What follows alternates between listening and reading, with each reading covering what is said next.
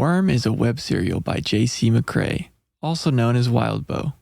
You can read Worm in its original format by visiting parahumans.wordpress.com or donate to Wildbow's Patreon at patreon.com/wildbow. This story isn't intended for young or sensitive readers. Readers who are on the lookout for trigger warnings are advised to give Worm a pass. For a complete list, check the description for all of Worm's trigger warnings.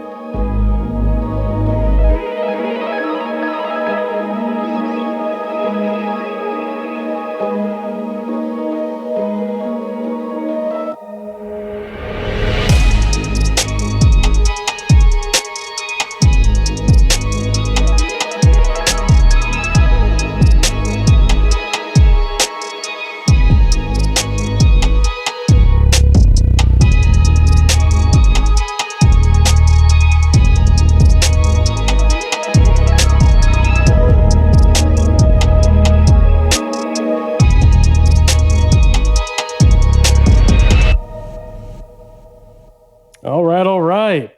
Good Welcome morning, back. Brockton Bay. And we are back for episode 2 of our Brockton Bay Book Club, reading the second arc of Worm, the web serial by Wildbow. And I think we're just going to jump in here. I think we've kind of got a flow going, started to figure things out. So let's get into it. Initial thoughts. What's like everyone's sort of snapshot thoughts after reading both arcs. Let's start with our first time readers. So Kat and Taylor, initial thoughts. Like I said about the first arc that we read, the second arc also just jumps into it. I love that about a series. Literally, stuff is happening. Taylor gets down and dirty like immediately, and I'm so sad that I have to wait to read arc 3 until after this. So that's where I'm at. I feel like Taylor's starting to kind of come into her confidence, and I'm really excited to continue to see her like be tired of, the bullying and really kind of defend herself. And I really enjoyed it. I did not want to stop reading. So definitely excited to see where we go from here. But I definitely knew she was going to join them. I was like, these people, they're going to be her buds. So I'm excited. All right, everybody else, what are we thinking? Thoughts on the rereads? There's so much good stuff, and I forgot how quickly it moves and happens. Just rereading this, I'm always hesitant to suggest Worm because I think, man, is it as good as I remember? And is it, something that'll hook you as quickly as I remember?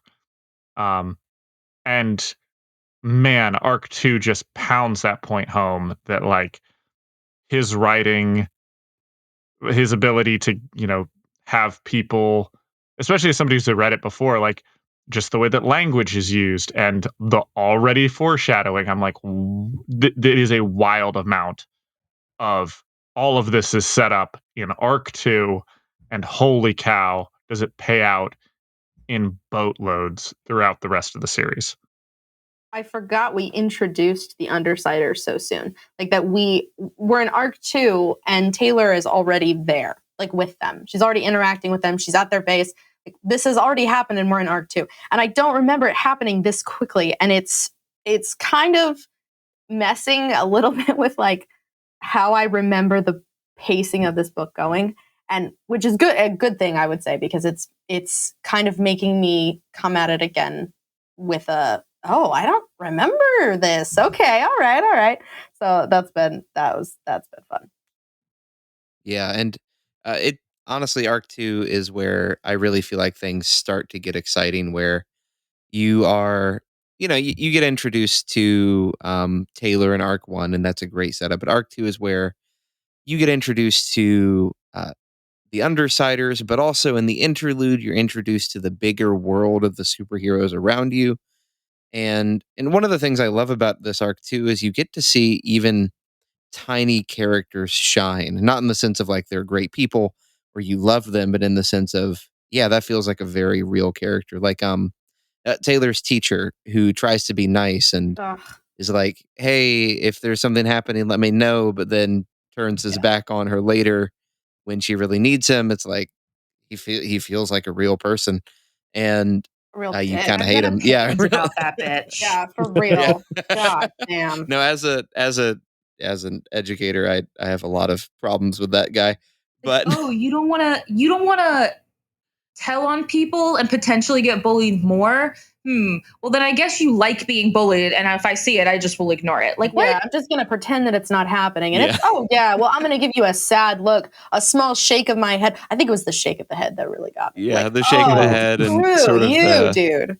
yeah. He's like, look, I will give you this one opportunity for me to do paperwork for you. She says no. And then he's like, all right, that's fine. Never again. Yeah, never again. Listen, that's like 5 whole documents I gotta write. I'm not doing that shit. No, but I even just those minor characters, they feel very real and very human in their very clear faults. And yeah, I really enjoyed this arc. It's a fun one. Yeah, just the detail that goes into her like 2 buddies that she has to do the project with, who I don't think we ever see again, if I remember correctly. Don't tell me that. Yeah. Don't Maybe tell they me come that. back. Please, I need a buddy cup drama with Sparky and Greg. But yeah, so much. They just feel so alive. They feel so real. Like I think everyone's like, "Yep, I know who that is. I went to high school with that guy." Like, Yep. it does such a good job of fleshing those characters out. Absolutely. Should we do a quick summary of the arc? Oh, probably a good idea. Hannah, are you on that? I do. I have it right in front of me. Okay, so Arc 2, Insinuation, in which Taylor joins the Undersiders. We have kind of an awkward morning with Taylor, and her hair is kind of burnt, kind of like her reliving the night before. She looks up the Undersiders and Lung, and on the way out, or I guess in classroom, Julia gives Taylor a hard time, and there's this whole incident in Mr. Gladley's class, with Mr. Gladley, as we said earlier, offering to help with the bullying, but Taylor turns him down. In the corridor, Emma tells the group of bullies that have surrounded Taylor something that Taylor said to her in regards to her grieving mother, and Taylor runs out of school, where she heads to a public library, and looks up in the little chat rooms as a little message from Tattletale, and she agrees to meet the Undersiders, where they recruit her, and she agrees to go with them, and shows up in their lovely little hideout, where she gets immediately attacked by Bitch and Bitch's dogs. There's a huge throwdown with Bitch, which we love, and Taylor almost leaves, but Gru is able to convince her to stay, and she calls up her dad, telling him that she made some new friends. And then the interlude at the end, we introduce Victoria and Amy as Glory Girl, and the two patch up a thug that Victoria has gotten a little into beating, and Amy patches him up again. Oh man! Again, just starting from the beginning, the entire classroom scene. Both, I love how she's looking up the heroes on the wiki. It makes the world feel real. Where again, this is a high school girl looking up superheroes on the internet, which is exactly what anybody would do in her situation. And I love that. And there's a whole wiki, and there's message boards, and the way that Tattletale reaches out to her, Lisa, as she's later, as we know her as. Yeah, I just love that. It adds that sense of realism. And then, of course, the emotional drop when she gets bullied in class and out of class. It sucks, but Yeah. it's very powerful. Yeah, speaking of like built worlds, the 2 things I noted down here were like, I love that the fact when her dad and her are talking, like, hey, remember Garrett or whatever the guy's name was? You know, he's gonna be working a job as a henchman. It's like, oh, good for him. Although he's working for Uber and Leet, which I is know. It's like, they're gonna make him wear a costume? Probably. Yep. Speaking of which, though, big thing that we find out is we do find out how Taylor's mom dies in this arc, or how she had died.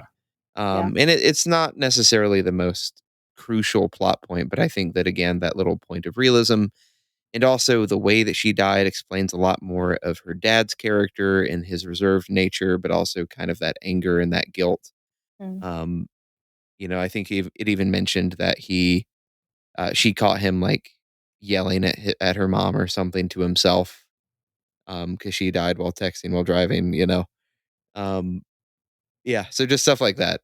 It's really Hmm. really cool. But yeah, but oh my gosh, one of the things that, of course, because I do my notes chapter by chapter just to make sure that I'm capturing thoughts. And before Taylor revealed to us that she had made a promise not to use her powers on these bullies. I think that happens much later on, like 2-9, 2-8. One of the things that I was wondering is, with Emma being so harsh, and then when she absolutely brings up the trauma, like just to get at her, knowing that it's going to break her, I was like, what is going on for Taylor not to do something about this, Yeah, And not to retaliate. it made me either think that, oh, she's going to go through this timid arc, or oh, maybe she knows, like she can almost, like there's a sense of like, oh, Emma or Madison or one of these girls, like they have powers and she knows that they're more than hers. And then we have the bitch interaction. And I was like, oh wow, oh okay, no, this is a firecracker that we have going on here. And I think she did mention that she didn't necessarily want to start using her powers on innocents because she felt like that was going to, one, open a floodgate that she didn't think she would be able to stop. At least that's the vibe that I was getting from her thoughts. Yeah. And then definitely. I think she also had said, like, right now she can separate, like she can escape. She even mentioned escapism. Like she could escape by going and being this alternate personality, this alternate character. And if she starts using her powers when she's not being that character, I think that she's afraid that, I don't think that I think she thinks that her timid, bullied self will bleed over into her confident superhero self. Yes, very much the Batman and Robin dynamic, where he's just like, we don't kill because it's hard. We don't kill because it would be too easy. Like that whole thing where it's just like, no, once you give in. Yeah, once you cross that line. And at this point, where Taylor is, she said that she wants to be a cape as well. She wants to be a hero. And she's met Armsmaster and she feels like, oh, I have this in. So there's also this pressure to be like, I can't attack the girls at my school with wasps, because then what superhero agency is going to be like, oh yeah, we want her on our team, They go through this whole line of logic in arc 1, I'm pretty sure, where she goes through her head and says, hey, if I do this, they're going to be like, oh, like this isn't going to be some weird thing happens. Nobody's going to go, what an odd coincidence. They're going to go, somebody's got powers there. They're going to come in, they're going to inspect, they're going to find me out, and they're going to be like, there's that troubled youth who had powers. And then I'm not going to be a superhero. Yeah, exactly. She's very aware of people's perceptions, like not just perception of like what she looks like, but that people are looking out for this. Same with how she, like, if you're looking up certain stuff online, people could probably find you. Like she's not unaware that how easy it would be for her to mess up and for people to find her out, which is right. Honestly, like she said, very much the Batman, no killing thing. It's partly that's a line I don't want to cross because I think it would just be easier after that.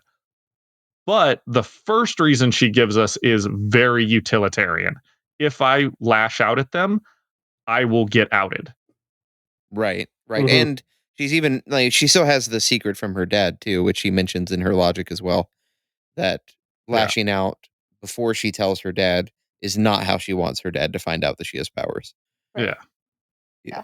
What I think is interesting with that is that she kind of has this very clear image of what she believes a superhero does, which I find very interesting, looking at the interlude at the end of Arc 2 and seeing Glory Girl and Panacea interacting with this thug, and kind of like it's interesting because it's like Taylor isn't a superhero. You know, she's not in the world.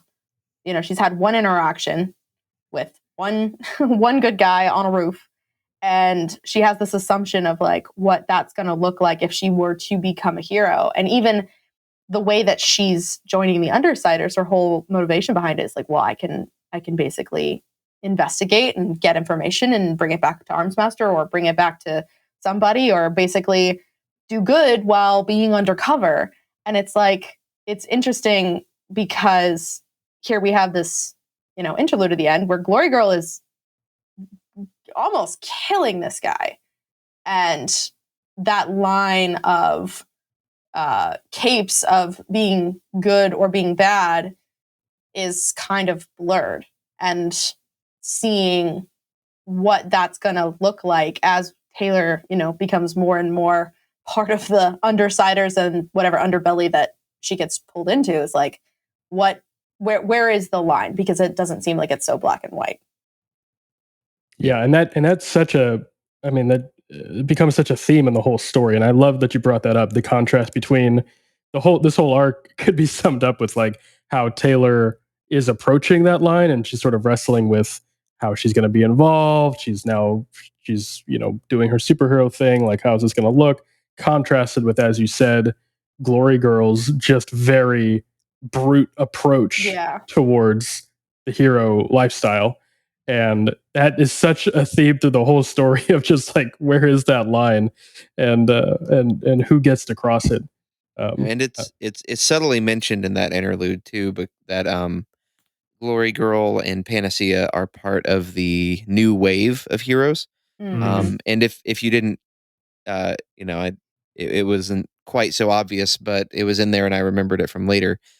Part of what's unique about New Wave is that they have public identities with their real names. And so, whereas being a cape in Taylor's mind, it's inherent that you have to lie to people you love in order to be a cape.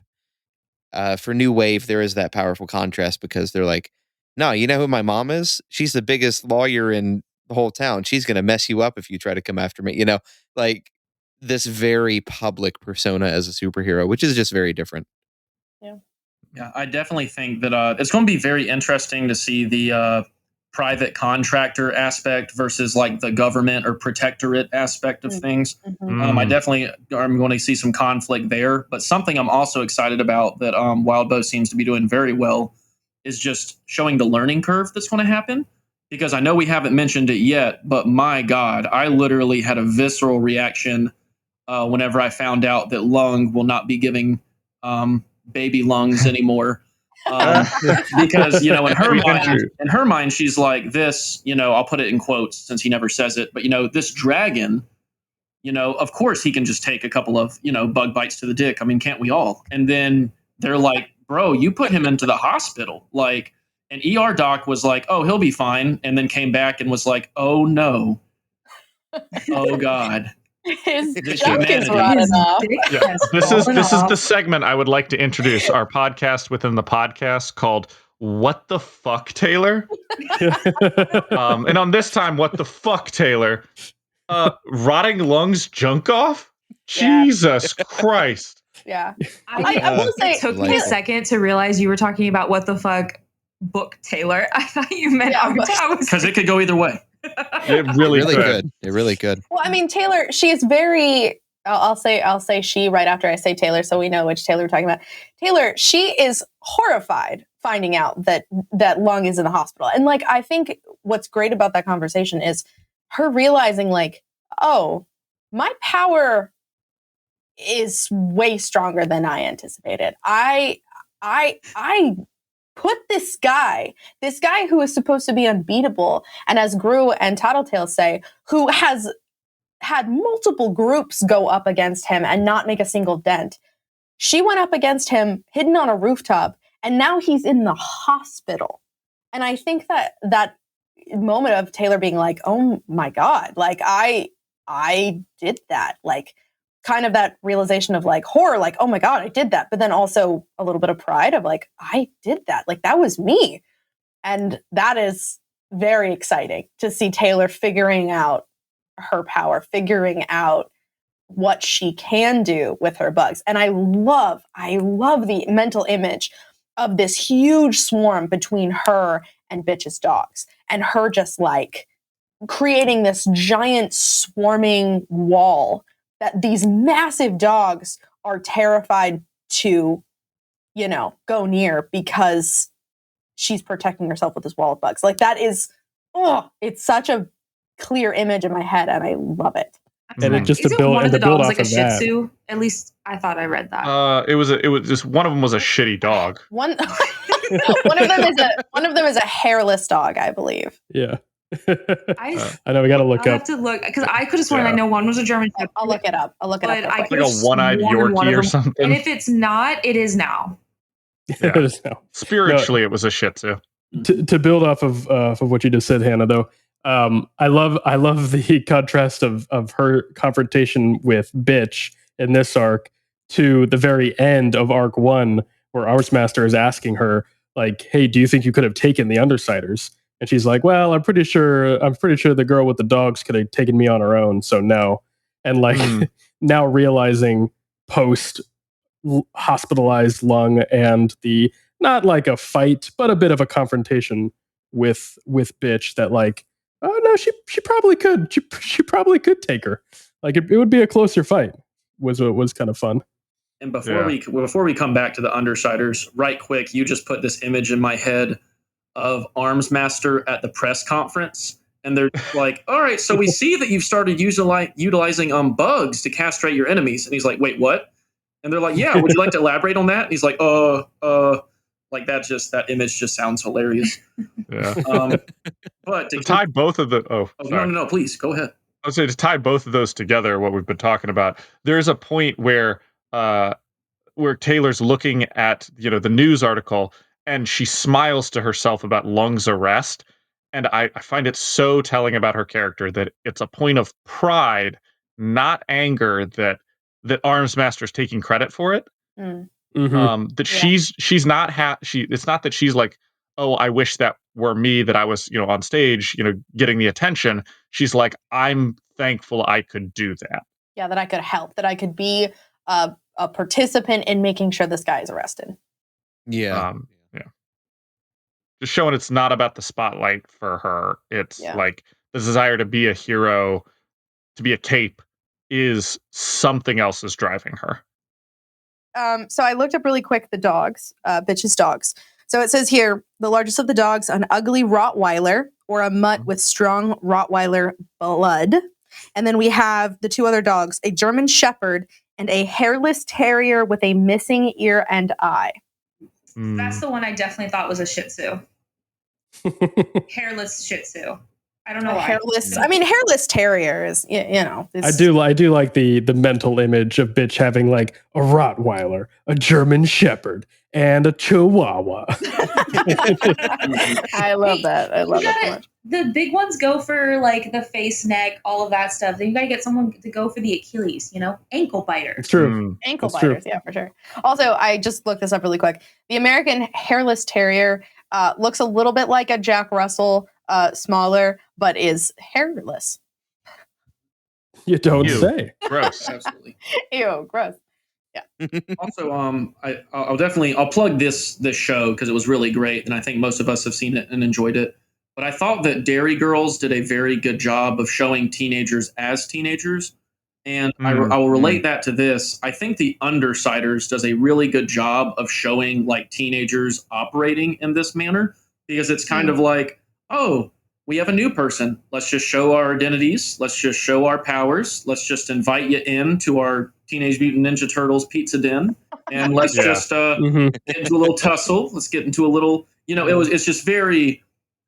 Even though you could tell that they were trying to, like, oh, of course she showed up in costume. Like, oh, of course, we're trying to like also be secretive and not trustworthy, but also we're teenagers, so we're like not doing it effectively. I just thought it was great in that aspect. Yeah, it's very, very high school clique, clicky sort of feeling, which is another great contrast to the bullies in her actual school, where she's been abandoned by her friends, her former friends, for so long, and now here she is, just accepted into another sort of teen friend group, and she's obviously, even though she's not as outspoken about it, you can tell that she's just very eager to. Well, she's starved for attention. Yeah. She's starved for friendship. She's starved for a social interaction that doesn't end with juice being poured all over her head. Like her telling her dad on the phone, just being like, yeah, I think they're good people, even while a gun sits on the table not a couple feet from her. Like, it shows that, Taylor, these are not good people, but also you are so desperate to be liked and treated like a person. Like, Yeah. I think that at the very end there, she had said like, oh, these seem like good people, and it says I lied.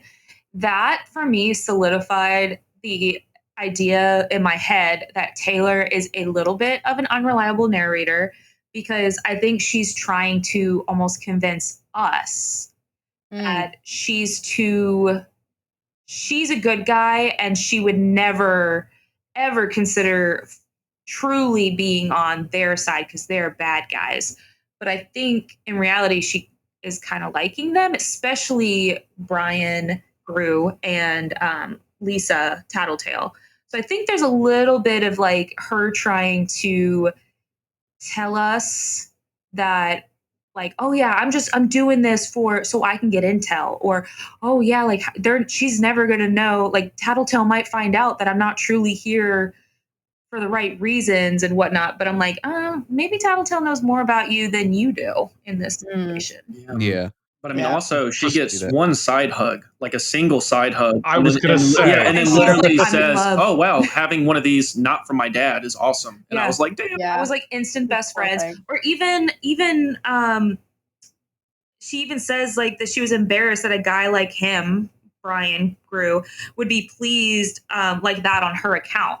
And I'm like, any sort of attention, she is just soaking up like desperately, and not even in a bad way, because this is like the right kind of attention, right? They're not even like it's not even like let's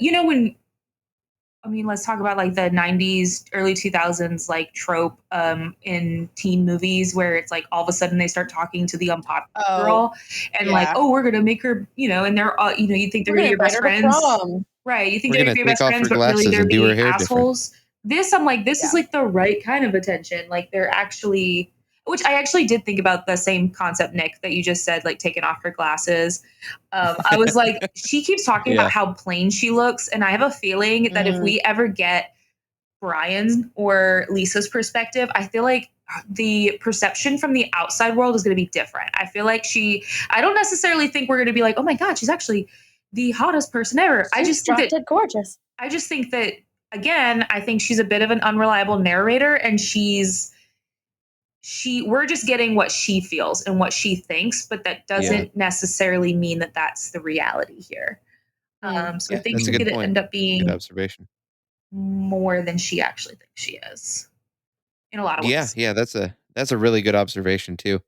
With the unreliable narrator part, that's something I hadn't even really thought of rereading it. So that's really good. I hope we don't get a teenage boy perspective where he's just like, oh, I walk into the clubhouse and hottie number one is talking to hottie number two. And I just, let me just head to the bathroom right quick. I think the fortunate we have the fortunate, at least for the boy characters we have Regent, or Alec, who's just kind of an ass. He's not like that kind of a guy.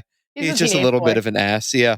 And then Brian, who is like the young Idris Elba. Oh my God. Which I do love the diversity of the characters so far. I don't think we've had any lack of diversity in this. Like, I mean, I also like books that don't describe characters almost at all, just because then you can kind of let your imagination go. But sometimes when books are trying to add in diversity, it almost feels like in your face. And I mean, like, they're just so explicit of like, and they were a black man. And you're just like, you didn't have to do that. I'm not like, you could probably have been a little bit more subtle and we could have figured it out. or you could have just not, and it would have been better than the way you described it. But I feel like they're doing, I think John McCrae is doing a really good job at, is that his name, John? Yeah. I think so. Yeah. Sure. It's John. Yes. Wow, Bo, sorry. Mr. McCrae is my father. Mr. McCrae. I think he does a really good job of describing diverse characters without it feeling, what's the word I'm looking for? Like pushy. I mean, I agree with you. Yes, absolutely. Yeah. I think there's a right and a wrong way to have a diverse cast of characters without it feeling like, well, I'm going to have my token Black character and I'm going to have my token gay character and I'm going to have my token whatever. And it's like, you can tell, like we can all tell if there's a book or a movie or a show that does that. It feels forced. It feels weird. But I like what you said, Kat, that this doesn't feel weird. It feels natural. Like it doesn't feel like, Gru is our token Black character at all. It feels like just a bunch of people hanging out. And I think it helps that Wildbow sort of made a pretty bold decision early on, but to kind of racially divide a lot of the groups and gangs within the world, within Brockton Bay specifically. So like the first group we meet is the gang, the ABB, is all Asians. And then in the interlude here for Arc 2, we hear about the white supremacist group. So like it's a really interesting, it feels very real. And it's a risky line to walk as a writer, obviously, when you're trying to portray reality, but also not play obviously into stereotypes. Yes, exactly. But I think he does a pretty good job at that. And like you're right, it feels very natural. The world feels very real, and he does the smart thing of splitting it. Like, yep, everybody's bad. There's bad groups everywhere. Everyone's kind of a villain. Don't read too much into it. Just let the world be lived in.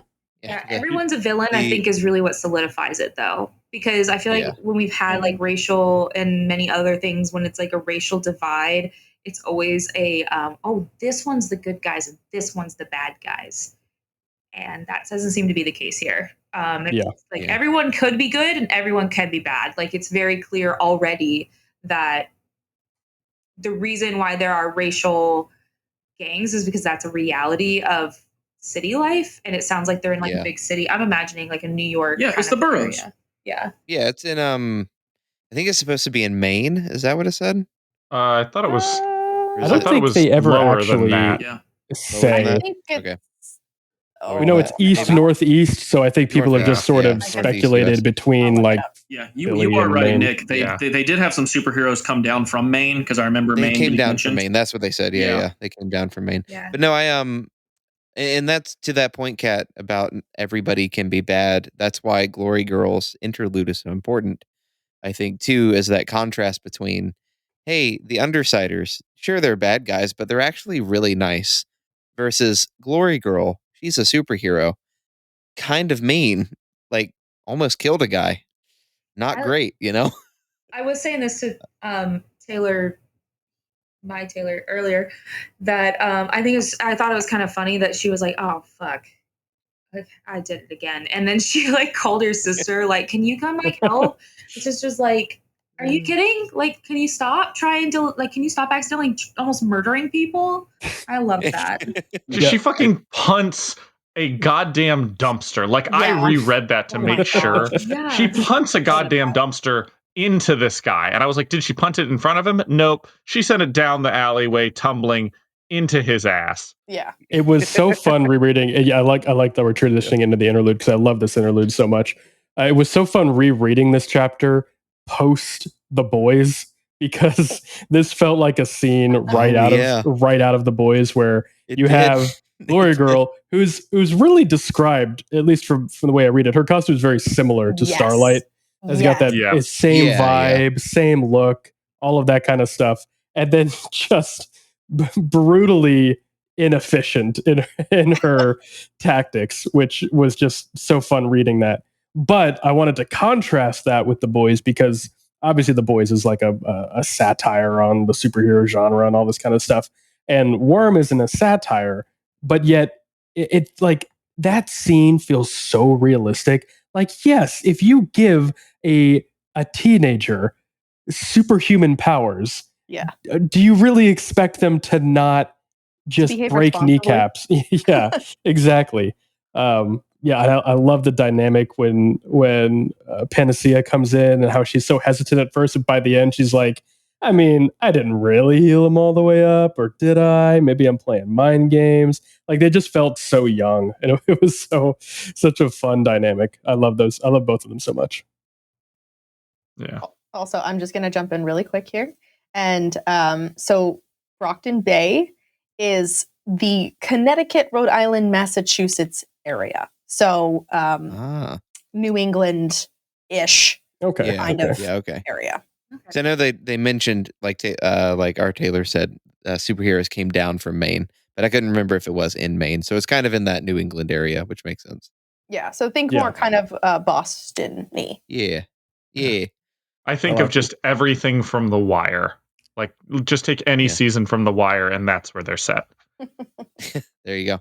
So one of my favorite things about Worm are the powers. So I was wondering if we could talk about just the different powers and what your thoughts are, what you guys' thoughts are on them, that are shown in the chapter or in the arc.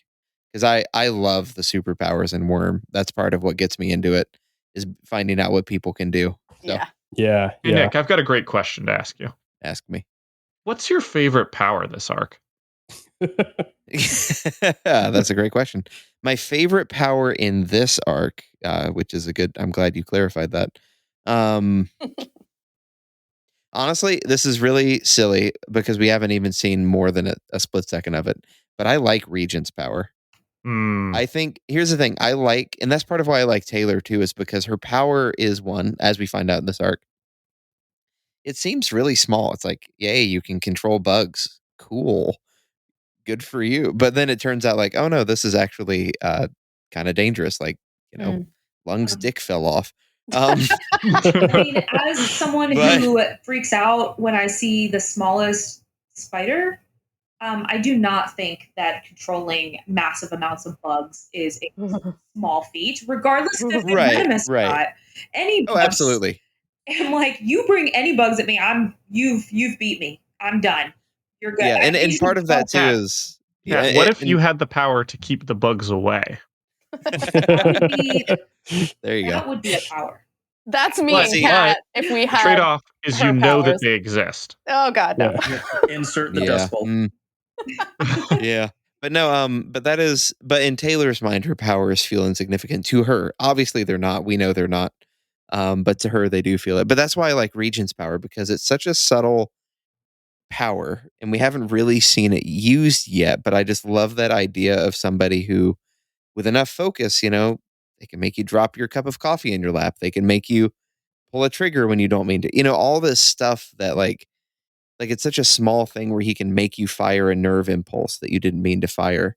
And we all have those moments where we, sort of involuntarily twitch or something and it's awkward, or, or we stub our toe on something or whatever. And I just love the idea of a whole supervillain who has to think so creatively at using their power, because it's such a small power, but it could be used in such creative ways. So Regents is probably my favorite from the arc. Yeah, we'll make that a reoccurring question as the arcs go on. We're definitely gonna come back to that. Yeah, go ahead, Alan. Oh, I was gonna say heck yeah, because I have that written. New segment, my favorite cape/power. Perfect. And for this round, I will choose Tattletale, because I freaking love Tattletale's power. Just what does Tattletale do? Tattletale fills in the blanks. Yeah, and I love that at this point in the story, we don't really know. Like Taylor doesn't know exactly how her power works. She's just kind of figuring out. She's like, oh, she's got great intuition, but it's still very hidden from her, and obviously from kind of the audience as well, in terms of just like exactly how and how much she can use it and what it gives her and all this kind of stuff, and like what kind of information does she get. Really fun power from the reader's perspective, as we're kind of reading it through Taylor's eyes, of trying to like understand exactly who and what Tattletale can do. Yeah, it's one of those, like, it's not an upfront power, but the more you think about it, like most of these powers, but the more you think about it, the more application it has. And she goes in to describe, like, yeah, like the more information I have to work with, the better, but I can just fill in blanks. So if it's like passwords are super easy because you're like, oh, I need a password. What's the password? Oh, fill in the blank. And she just has your password. Like, that's super dangerous. Yeah. Like Sherlock Holmes on crack. Yeah. Mhm. Yeah. It's Sherlock Holmes not even trying. It's not even. She's just like, let me go to your mind palace real quick. Yeah. Yeah, for sure. Yeah. All of the Undersiders have great powers. I mean, it's funny. I think out of all of them, I think Gru's is my least favorite. But even Mhm. with that being said, it's still really unique and like in the way you're describing it, Nick, and just in terms of the way Wildbow writes powers, like there's darkness generation just isn't a power you see anywhere else. Like it's such a unique power, and the way he uses it and all of that. Obviously, we'll kind of get into that as we see more of him. But Yeah, and the extra effects it has too that yeah, exactly. Yeah. create this sensory dampening zone is really interesting too. Yeah. Yeah. I mean, honestly, actually, my favorite this arc was going to be Groot. Like, I love that. I love that that's his power, and like that he that he wrote his little addition into the wiki to like attempt to confuse people or anyone who might look up what his powers might be. Like, I love that he even thought of that. Like, oh yeah, I'm going to edit my own wiki so that people, get confused by what I might do. And like Taylor getting turned around in the darkness of being like, wait, I don't know where I am anymore. Like, I've lost all sense of direction. Because, her trying to go down the stairs in the dark or whatever. It's not just like, oh, who turned out the lights? It's like, you are so disoriented. You have no idea which direction you're going in. And I think about that a lot with, like, fun fact, people who are drowning can get very disoriented and swim down instead of swim up because they get so turned around underwater. And like oftentimes the best way to figure that out is to follow the bubbles, follow the bubbles up. And I love that. I love this, like, it's his power. Gru's power is so much more than just darkness. It's that disorientation is so cool. I'm into it. I'm very into it. Yeah, I'll agree with Hannah. I'm also Team Gru, just because the way he describes it and everything, and it's just a one-off line, but she's like, oh yeah, and it also like blocks radiation. And I was like, wait a second, this isn't so darkness generation. This is the literal absence of light. And I was like, that is awesome. We're literal like light waves, and it's literally blocking everything. And I was like, my gosh, this is going to have some really cool applications later on. Yes. I'm so excited to see his power in action more. Like, I can't wait to see it. Kat, did you say your favorite power? I have not. So, favorite power, I'd have to agree with Gru. Favorite cape, though, is definitely Panacea. And the reason why is I love a good thought process going into naming. And Panacea is the Greek god of universal health.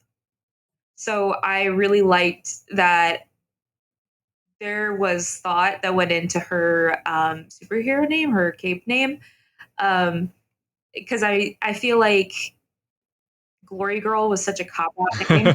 Like, I'm like, are you kidding? Like, ooh, you got superhuman strength, you can fly, and your name's Glory Girl. Okay. Glory Girl. And then her sister comes in, and she's Panacea, and she's talking about the Hippocratic Oath.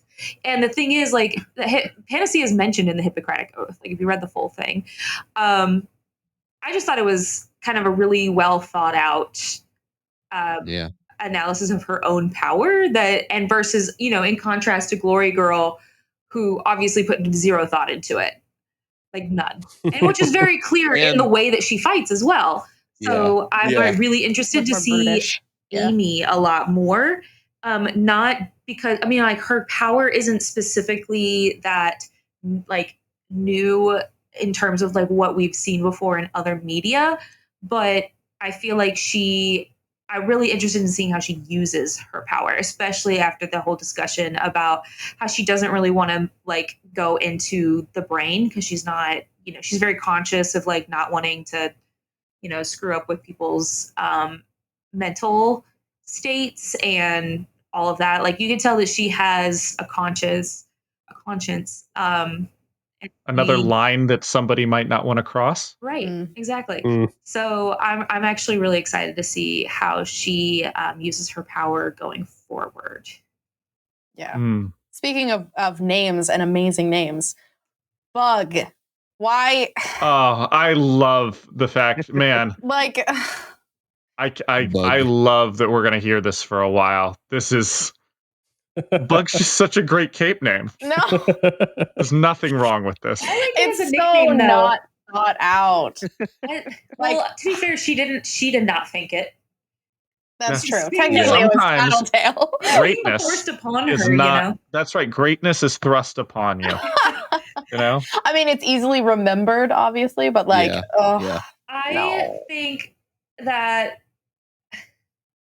a different name is going to come about, but I have a feeling that Bug is going to almost turn into like a cute nickname that everybody that her friends call her, the Undersiders, because I'm calling it. They're going to be besties throughout There you this. So yeah. That's Well, Speaking of calling it, we can maybe yes. wrap up. If anyone else has some final thoughts, because we've got to sure go. Taylor We've does. got to go. We've got to talk about the biggest thing here. Go for it. The throwdown. We've got to talk about the throwdown. Oh, with bitch. Oh yeah, where fucking just punts her head like a soccer ball Yeah. and then fucking bounces it like a basketball.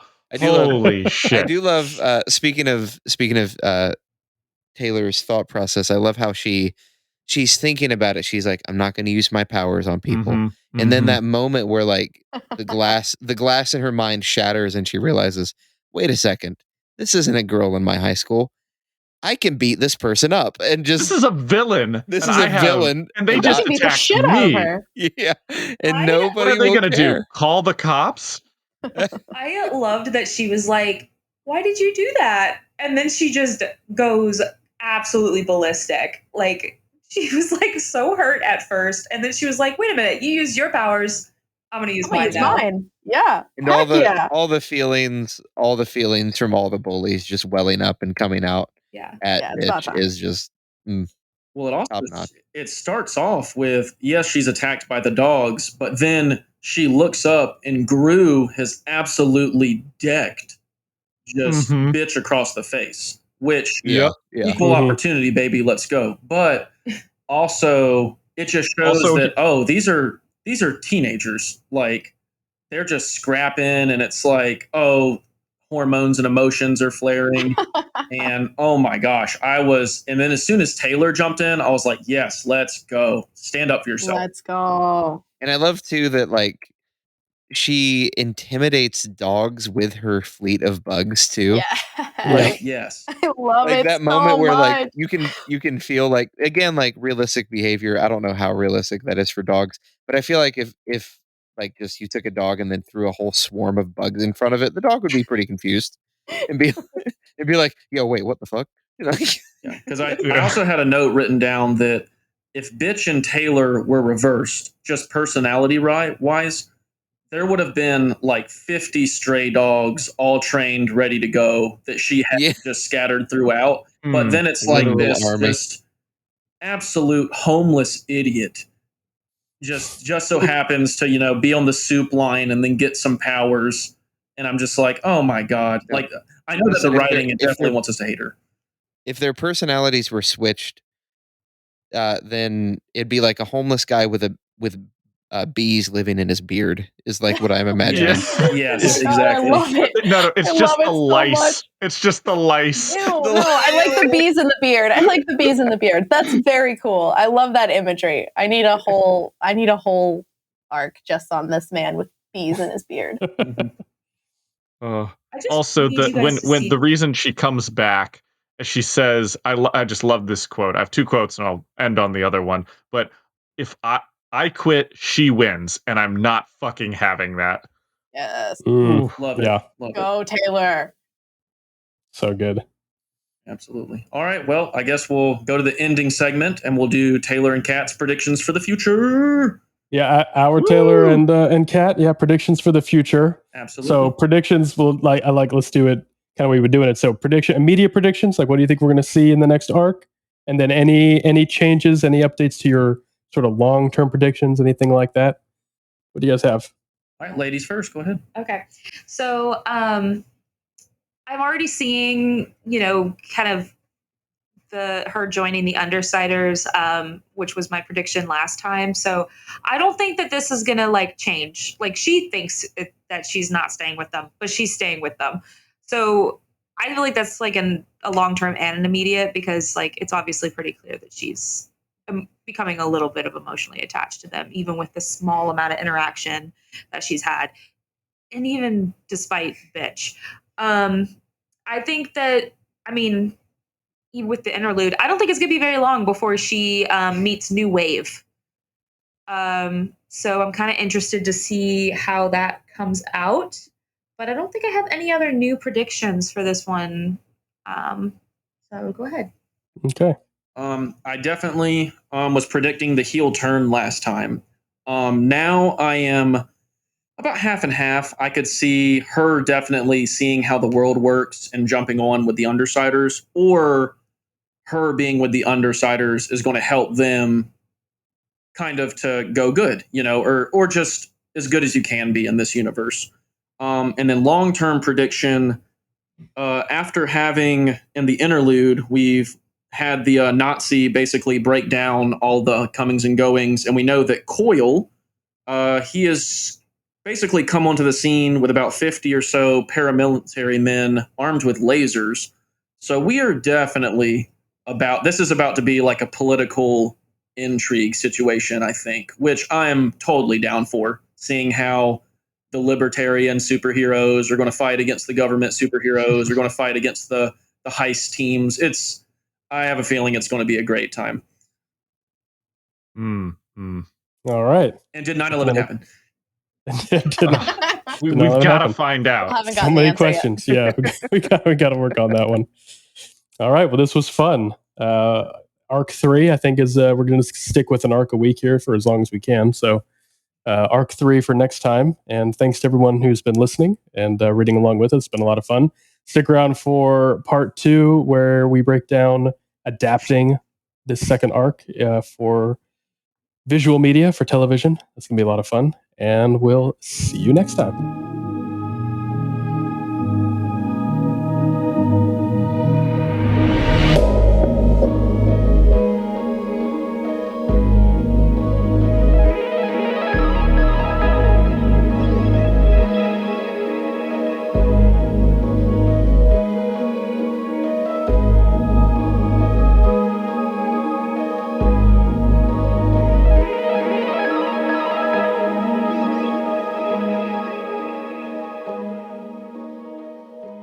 All right. And welcome back to the second half of episode 2, where we dive into approaching Worm from an adaptation perspective, specifically adapting it for long form television, some sort of serialized television formats, kind of the direction we're going here. We did Arc 1 last episode, kind of breaking down, really condensing Arc 1 into essentially the pilot episode for the series. And now we're sort of moving into what's likely, I think would be episode 2 of the series, if we're kind of keeping an arc per episode at this point. Although I'm sure there's some. This is perfectly cut for another singular episode. Yeah, it feels that way, and I'm sure we'll sort of overlap arcs as we move on. But it's kind of nice at this point, because we do sort of get enough to sort of fill an episode. So let's kind of dive into it. Let's where do you want to start? Yeah. We're going to start by just saying it's me, Alan, and you, Jacob. And for right now, it's just the two of us over here. Yeah. Thanks. Yeah. Just us two in the booth for this episode, I think. I wrote at the top, routines define us. And this brings me to something I love about the writing, and something that I think is going to be hard to come across, if not impossible, for for the television. And that Okay. is, how do you show what it's like to look through somebody's eyes? Because Taylor says this line. It's like one of the opening lines when she and her dad are getting up in the morning and making breakfast and all that. Routines define us. And I put like insects. Mm. Um, Yeah. because that's a big part of Wildbow is he writes specifically the worm characters in terms of like they are unique to their powers, how they view the world. And I don't know if you can get that unless you're like a really good director or something. I don't know how you're going to get that on the screen. Yeah, that's a challenge. That's absolutely a challenge. Especially with a first person narrative for most of the story.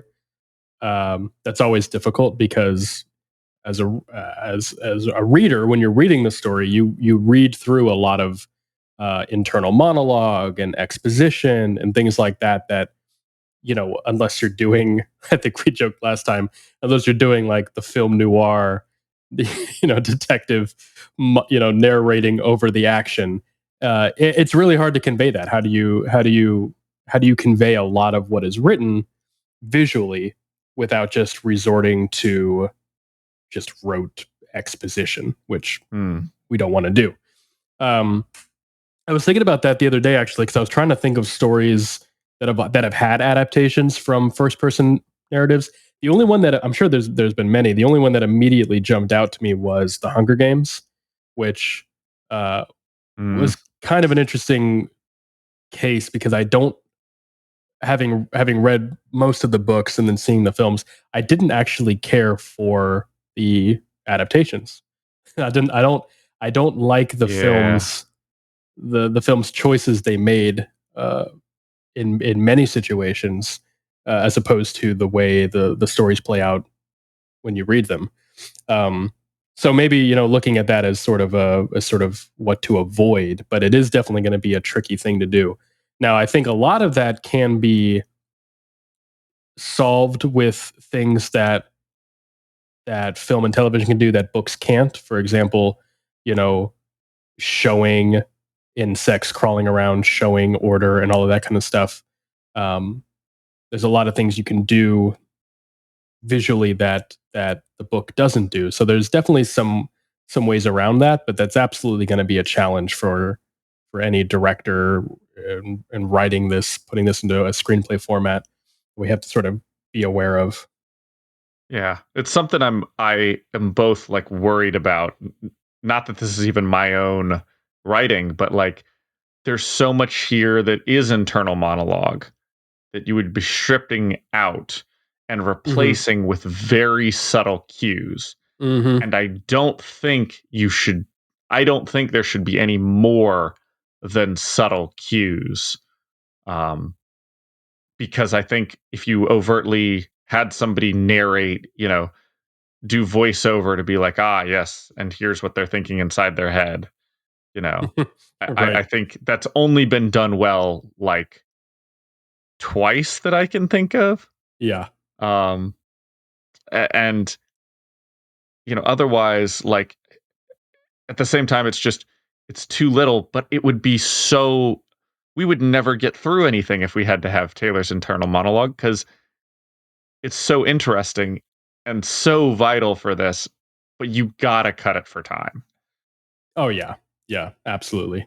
And I think some of that, I think some of the the issue that we just kind of have to overcome is realizing that this is a different medium, and so because of that, you're going to get a different story because it's visual, it's not written, and you will just unfortunately lose some of that whenever you're switching mediums. And then the trade-off is again gaining the advantages of being able to see things play out and being able to play with scenes and visualizing the insects, for example, and things like that.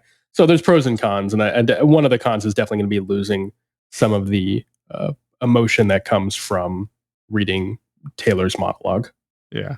Another interesting thing I was thinking about in terms of like adaptations is this will be an adaptation that it's based on a web serial, and it's not a book. So the pacing for it, and there are books that do a type like this, where every chapter is a self-contained kind of uh, plot. The 4-point plot of exposition, the rising action. Like they'll do mini versions of that, and then it leaves you on the cliffhanger so that you read the next one. But a web serial is exactly that. Like you've got to have the cliffhanger so the person reads the next part, and adapting that to television is really easy because you want them hooked for the next scene. You want them hooked for the next episode. Like there's always a next as opposed to like a movie. And it makes you think of times that's been done poorly. And Phantom of the Opera would be my go-to. Because Phantom of the Opera was a serial. I'm maybe I'm wrong on this, but I'm pretty sure it was a mystery serial. Every chapter ended on a cliffhanger. Oh, who's this? Who's that? Because they were trying to get you to read, wait for next week or whatever to read the next one. And we've only ever put it into singular adaptation, like media. Like it's only ever been Broadway and movies. Like, which is weird because, like I said, what are you cliffhangering for in the middle of those, except for maybe acts, maybe when it was, previously it was, a cliffhanger at the end of every chapter because that's what it was designed for. Yep. And you're right. I'm just looking it up just not to cut you off, but yeah, you're right. It was initially a serial in a French newspaper in the early 1900s before being formally released as a volume, and then obviously adaptions later down the road. But yeah, no, you're absolutely right. But yeah, it just hit me when reading this. Like this will do great for television, because of that. Just the way it's written, always has a banger at the end of the arc. Always has the banger. Like it's just set up to be continuous. Very much so. Yeah. Yeah, and no, you're absolutely right. And obviously, I think we talked last time. We're not going to spoil anything beyond kind of the arcs we're working on, just for anyone listening in who's reading along for the first time.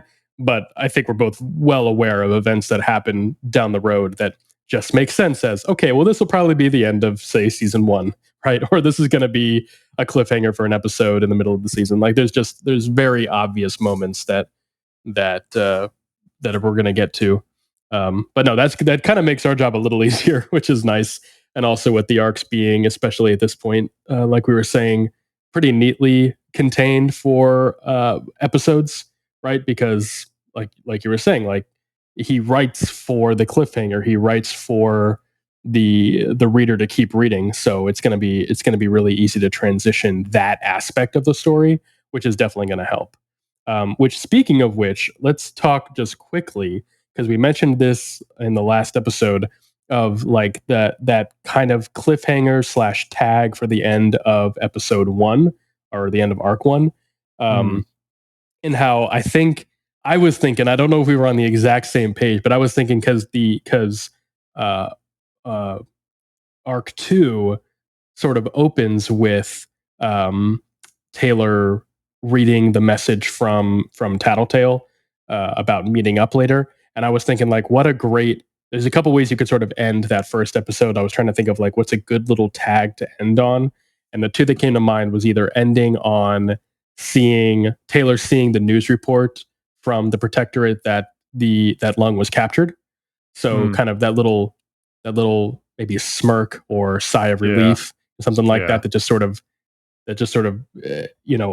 reassures Taylor's commitment to her path, which is what she wants to do. Or then the other one I thought of was the same idea, but ending it on her seeing that message from Tattletale and kind of giving that sort of less certain but still exciting approach. But either way, I think there's a few different ways you could do that. and sort of I like disconnect. the smirk approach because it just, like you said, it solidifies that. And I think it goes really well with the ending of this one as well, which is the ending of course, for this is literally looks at camera changes scene, shot to the gun on the table, back to, looking at her, and she's on the phone, and she goes, "Good people?" Yeah. And then what the cut right there. Yeah. Yeah, no, I think they're good actually, people. yeah, you're right. Yeah, that's true. That is a great. Yeah, that's good. Yeah, exactly. Like you're saying, And you can even bring pretty that cool tip. smile back too. That like Yeah. little, I think they're good Yep. people. Yep. Bam. Yep. Which leads me to asking it, where do you put the interlude?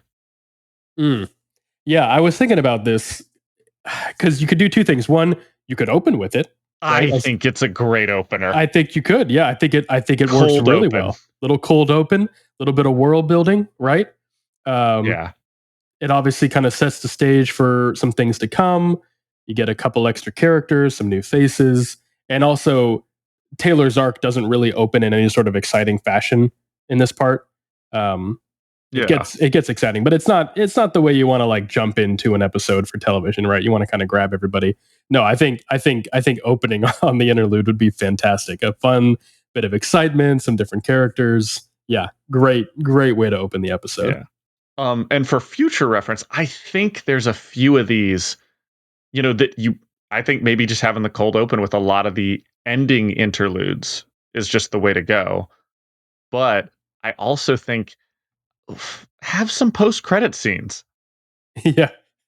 Like, yeah. especially in a show like this, you want to be talking during the credits with whoever you're watching it with, week to week. And then have that, you're talking through it so that you can get to the post credit and then talk more. Especially as that's been kind of established for superhero movies. Yep. Thanks, Marvel. But I don't think that's a terrible idea. I think that's fun, and I don't think TV shows do it enough. Especially if you're streaming, there's no time limit.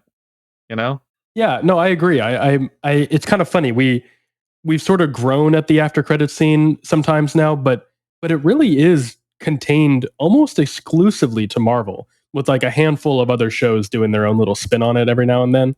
But it does work when you're telling an expansive story that's going to, you know, uh, continue and contain all these other characters. Marvel sort of uses it to promote their upcoming films and things like that. It's sort of not too related to anything. But I agree. I think we absolutely need to see more of them. And I had a great idea for one that I'm just noting the time here because I'm absolutely going to cut this because this is a huge spoiler.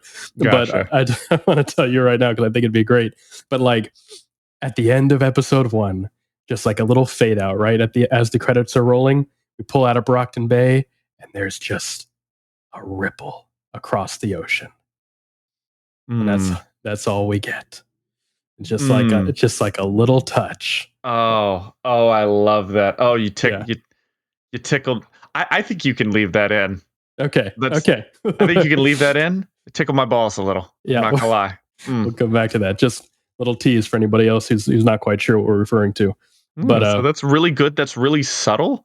Yeah. Especially for like, once again, we don't have for episode 1, the interlude was the dad, and I don't think we need that as after. I think that gets thrown in the middle, actually. Yeah, probably. I think that's a great, because you only need it for like what, a 15-20 second shot. Yep. Just something quick. Yeah. Exactly.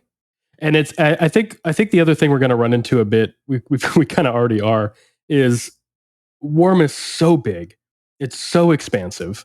You can't devote the same amount of attention to everything that you can in the book. We're just not going to be able to. So it's really picking and choosing our battles and how much time we choose to devote. But we also have to make sure that we're giving enough so that these big scenes and moments and characters don't just come totally out of the blue, right? Yeah. So I'm sure we'll be doing some editing and kind of rewriting as we go along. But no, I like that interlude. Interlude is the cold open. I think that's going to work for a few of these episodes here for sure. I mean, I forget if it's the boys that does it probably, but like you have the cold open there where like, they Glory Girl and Panacea are walking away and joking, and they walk basically, past the camera, and the guy is laying on the street groaning and crawling, Yeah. and that's when you throw title right above him as he's wriggling away. Yep. Oh man, we'll have to come back. Maybe we'll do a whole little episode of just designing title sequences, because I think we could have a lot of fun with that. I cannot read or write, for that matter, without imagining like vividly what it would look like in frame and stuff. Yeah. So for me, this is all naturally how it would occur. Well, and it's such a I think it's another underutilized visual kind of I don't want to say a gag, but I guess it kind of is a gag that I don't think is done enough, right? I think of, just to kind of keep within the genre, I think Invincible on Amazon does such a clever job of incorporating the title sequence into the series. Yes. And for anyone who doesn't know, who hasn't seen Invincible, very simple. They just take the word invincible, which is the title of the show, and when a character is about to say the word invincible, they just cut and show the title. And that's all it is. It's such a simple little funny gag, but it works so well, and it just gives a little bit of character to the show that helps just really sell the tone of what you're watching. So I think there's a lot of really fun ways you can explore title crawls. Yeah. Especially since the chapters, like I love Wild Bow, and I think his chapters are very hit or miss with the titles. Mm-hmm. Like I think he has an idea of what he's going for, and I don't think it lands all the time. Yeah. No, I kind of agree. Definitely think they don't always hit, but again, not something we necessarily always have to pull from, right? When we're titling episodes and things like that. You know what? While we're at it, we'll rewrite the titles. We've got to come up with the title of each episode. We'll rewrite the titles. There we go. JC McCrae, I got you. Got you. There we go. Perfect. All right. What else? What else you got on your? I've on got your a couple like there? visual motifs. Okay. Not even visual. Just is motif maybe the word? I'll go with motif. Yeah, that we follow and transfer to, and then follow a different one. But it's kind of good through lines. The first is the pepper spray right at the beginning. Mm-hmm. We talked about, she had this pepper spray. Her dad, gave her the pepper spray. That's why she has it, but she's using it. And then he asks her about the pepper spray at the beginning, and she like realizes she like left it in her costume or whatnot. But it's talked about, and so you can kind of like follow the pepper spray and where it's mentioned. Yeah. The other part of that is money, which I realize is really broad, but there's talk about, oh, you owe money for this textbook. Oh, here's some money for doing some stuff.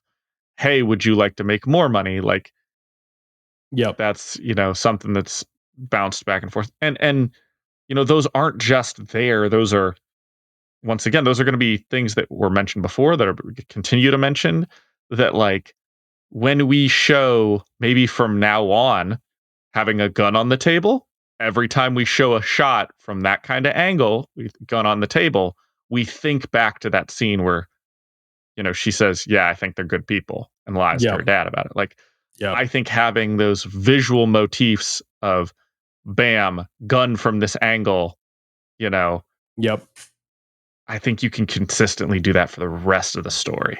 Yeah. I mean, that plays into an old like Hitchcock rule of filmmaking where it's got a name, but I forget what it's called. But basically the size of an object within the framing of the shot is directly proportional to its importance in that shot. Right. Yeah. So, you think of like two guys, Western duel, you're going to get a close up of their hand on their gun because it's a duel. It's really important. You better show that. And if you don't, it feels wrong. So yeah, going along with that, you can absolutely frame, because it doesn't have to be just objects. You can of course apply that to anything, just whether it's you're referencing, like you said, how much something costs, right? Or you want to actually show the pepper spray, things like that can absolutely be used to help sell the weight and emotion of a scene later on. Yeah. Moving on from that, because that's like my entire thing for 2.1. 2.2 through like 2.5 is just a lot of it's the classroom stuff, but it's a lot of like looking on the wikis and looking online and the internal monologue. And I think we can zip through most of that, maybe do some like clicking, looking up some bigger things like the seeing Lung's arrest and then smiling. Especially if you show Armsmaster basically in frame being like, Armmaster caught that. And like the fact that she smiles and doesn't get upset that he took all the credit. And maybe some just like quick clicking through stuff, but I don't think you should spend any more than like 5-10 seconds of her researching stuff. Because it's just so much typing in things, looking it up. Like, maybe you spend a little bit more time if we're like showing like, looking up the names of the Undersiders and just some quick stuff on the screen. I agree. Maybe the big one being bitch. I mean, because that is the big one here. And then trying to look up herself, for the connection, obviously. Yeah, and you're right. It really shouldn't be more than a short scene, a couple minutes, right? Because one, it's hard to do text to screen. Like there's some creative ways that we've seen, like text messages and things like that done nowadays, which is pretty clever.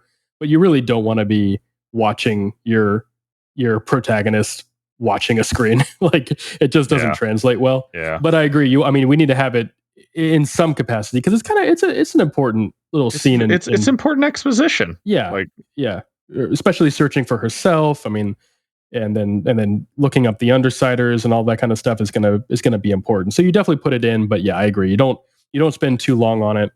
Kind of quickly work through the cast, get a few important details out of the way. Yeah. So what I do have a difficult problem with here. Okay. So we have to overcome. How do we show that Emma was her best friend and is using the death of her mom to torture Taylor? Emma's using Taylor's mom's death to torture Taylor. Yeah. Because there's a whole flashback of them as kids. And I originally thought of using that as maybe our cold open. But it would feel so weird to just have an entire flashback sequence right there. Or anywhere else. So like, do we hang on to that for later? Yeah. As a thing. That we eventually realize like, she was her best friend and she's a total bitch. Like that's why she knew that. Or do like, I don't know what to do with that. I feel like that's pretty important for how much this hurts Taylor. Yeah, no, I agree. And it is kind of tricky because you could put it into a quick line from her father, at some point, maybe while they're eating. Because I think I'm already forgetting the chapter a bit, but because I feel like he mentions something about that, or maybe it's in his interlude at the end of Arc 1. But you could easily put in a quick line there, or something like that. Just something subtle to imply that there was a friendship there, right? Yeah. Because you don't have to go too deep into that, at least not right now. I like that. I'm gonna write that down. Dad, because the dad knew, and he was. Yeah. And that would lead up that like. Yeah. But I agree, it's tricky because you want to. Again, this is going to be, I think, a really common problem. Sound like a broken record, but it's going to be hard trying to figure out how to include bits of exposition into the story without the first person sort of narrative Yeah. there. But And I'd we'll rather figure it be out. more subtle than not I in this agree. case. I agree. Because these are things that like aren't essential to the story, Yeah. but they add a lot of flavor to it. Yep. And once again, like I love less than more. So for me, Yeah, and I mean, audiences are smart. Like you give them a quick line, you give them you give them something here and there, and they pick up the pieces. You know, yeah, it's yeah. pretty easy to figure these things out. You're right. You're right. I think another thing showing is Taylor's stress flexing. Ah, okay, yeah, She stress flexes a few times before this, but I think, and I can't remember if it's here or not, but when she's getting bullied, I think having her sit there and flex her hand and like maybe the bug noises in her head and her like, doing breathing exercises and, basically willing the bugs away so she doesn't do anything, yep, you know. But then later, when she starts stress flexing while bitch is there, just yeah, giving up on all that and going fucking hog wild like she does. yep. And that's one of those, like you're talking about the dueling where like you're watching, the frame is on the hand flexing, and then when it like halfway through flexing just kind of like stops and you're like, oh shit, like she realized Yeah. like, why the fuck am I trying to relax? Like I don't need to. Yeah, and exactly, and that would flow so well. Yeah. Yeah, I feel like honestly, her and her dad talking is one scene, going to school is, Mm-hmm. a couple quick scenes of like gladly pulling her aside, that's nothing. The biggest part of this episode comes when, Tattletale is talking to her, meets her, invites her over, Yep. and then they have that conversation. Between this one and the last one, I don't know if we need hour-long episodes. Yeah, again, and I think it's gonna sort of, I think as we're writing it, we don't concern ourselves too much with that at this point.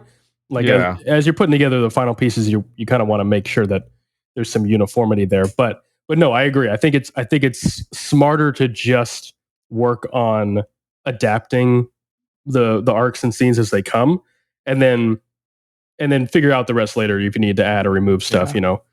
So I would make the argument that this episode would be shorter than the first arc. Yeah, I mean, it feels that way. I think the longest scene would be her with the Undersiders, right? Yeah. Yeah. So, and that pretty much carries you through the end of the arc. Yeah. So, yeah, I agree. This is one of those. This is why I like streaming as a platform to put it on. I was watching Ted Lasso on Apple. Oh, so good. And I love that. But I remember watching. They were 20. They started like in the 20s. Like 23-minute episode. Yep. Very quick, very to the point. Very tight dialogue and everything. But that's only for the first season. And by the end of the first season, they're up to like 30 minutes. After that, it wildly fluctuates. Mm-hmm. But it kind of steadily increases. And then occasionally we'll have like a downcrease where by the end, you're having hour-long episodes, and occasionally you'll have like a weird 40-minute episode. Right.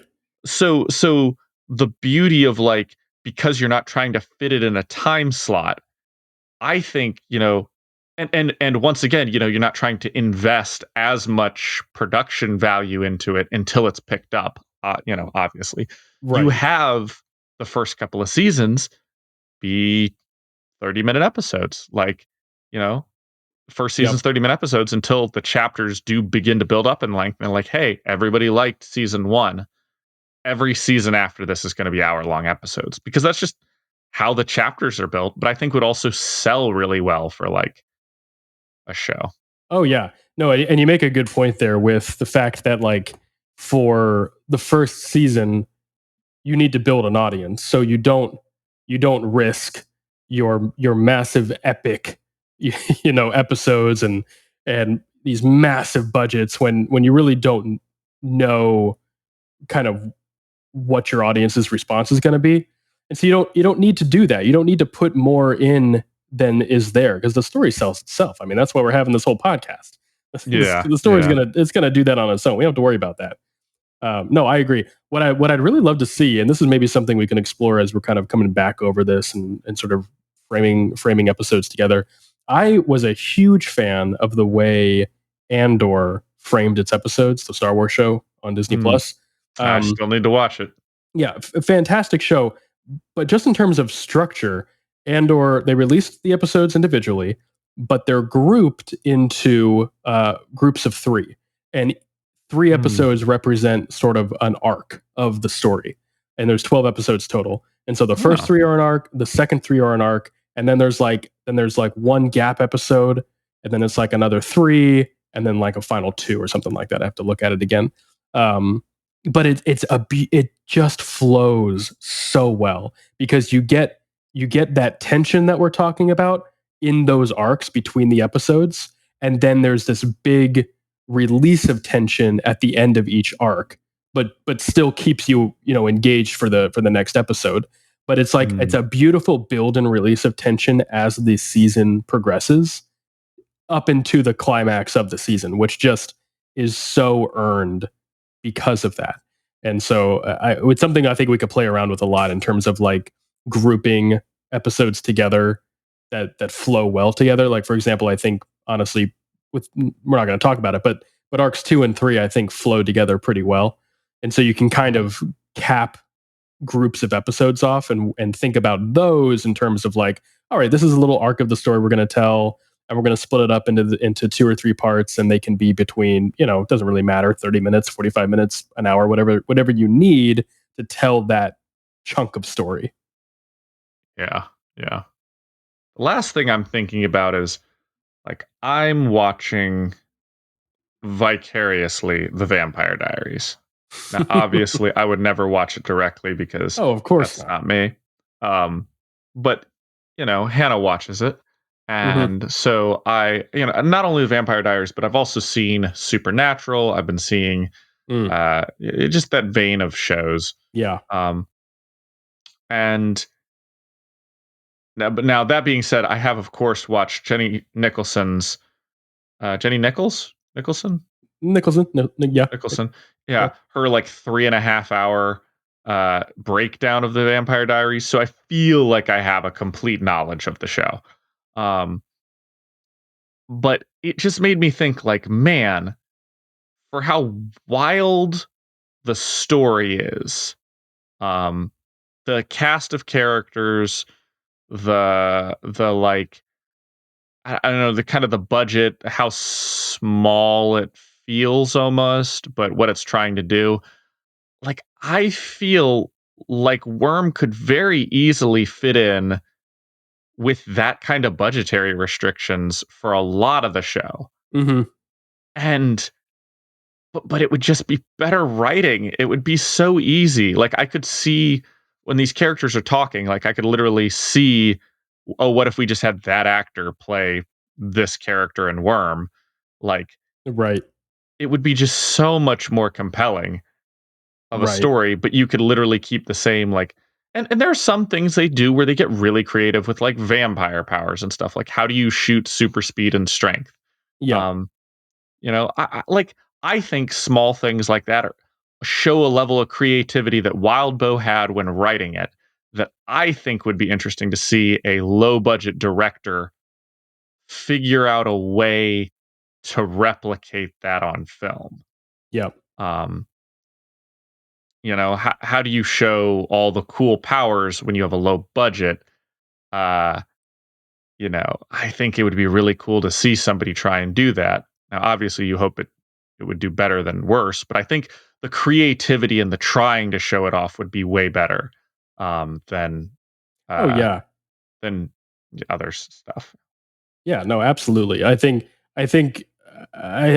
there's there is a freedom that comes with a lower budget production that seems counterintuitive, but I think you're spot on. I mean, I think just to use recent examples, Rings of Power had a massive budget on Amazon per episode. It was like, I forget what the number was. It was like 20 or 30 million dollars per episode. I mean, just outrageous. And it's used well. The show looks beautiful. I mean, it's a beautiful show. But I think back to what made the original Lord of the Rings films so impressive, and it was not a bloated budget. Now they made their budget work, but what made those movies great were just the care and time that Peter Jackson put into crafting each scene and the interactions of these characters. And that is absolutely something that you can recreate on a smaller budget. You don't need that. And oftentimes I think those bigger budget shows feel like, oh, well, we can just pay for it, right? We can fix it in post. Oh, we'll do reshoots. We'll bring everybody back. We'll take extra time, you know. And I think you nailed it. I think a lot of the best shows made were done on smaller budgets because you were kind of forced to focus on what mattered and let sort of let the rest just be affected by the important stuff. You know, I think that's something to be said for the popularity of, for example, the CW DC shows. Yeah. Not gonna lie, I have stopped watching most of them just because I can't handle the way a lot of those dramas go these days. But I respect a lot of what they did in the earlier days, which was just sort of letting the characters and the fun of the show sell itself and not get too bogged down, because nobody cares if they can tell that an effect is a little bit less realistic than a big budget action film. Like you just want to watch a good show. You want to watch a good story unfold. So I absolutely agree. Yeah. I got nothing else right now. I'm just excited to keep reading and start honestly writing on this. Yeah, I know we want to definitely start kind of putting thoughts to paper here, and we'll start kind of spelling this out. And I think it's going to be fun because as we're making our way kind of parallel with the book club, sort of adapting arcs as we read them. I think it's going to be fun afterwards too, to sort of go back and kind of edit our work and start putting in, you know, foreshadowing and things like that we want to make sure we get in and things like that. So it's going to be fun to sort of work on this as we go here. Yeah. All right. Well, I don't have anything else. I think that about wraps it up. Thanks for everyone who's listening along with us. I hope you're enjoying, and let us know if you got any suggestions or ideas. We would definitely want to hear what everybody else is saying. Hopefully we'll have a few others in the group here to share their thoughts as well as the weeks go on. But we'll catch you in episode 3 for arc 3. I think we're going to keep the arc per episode for the time being. So excited to see how that goes on for, you know, as long as it can. As long as it can. And there will be a point where we'll have to break it up, but we'll cross that bridge when we get there. Anyway, thanks for listening, and we'll see you next time. Thank you so much for listening. Read along with us at parahumans.wordpress.com. We'd love to hear your thoughts. What did you love? What did you hate? Anything you think we missed, etc., as long as it's kind. If you'd like to get in touch, you can find us on Twitter, Threads, Instagram, TikTok, and Reddit at Brocktonbaybc, or click the link in the description.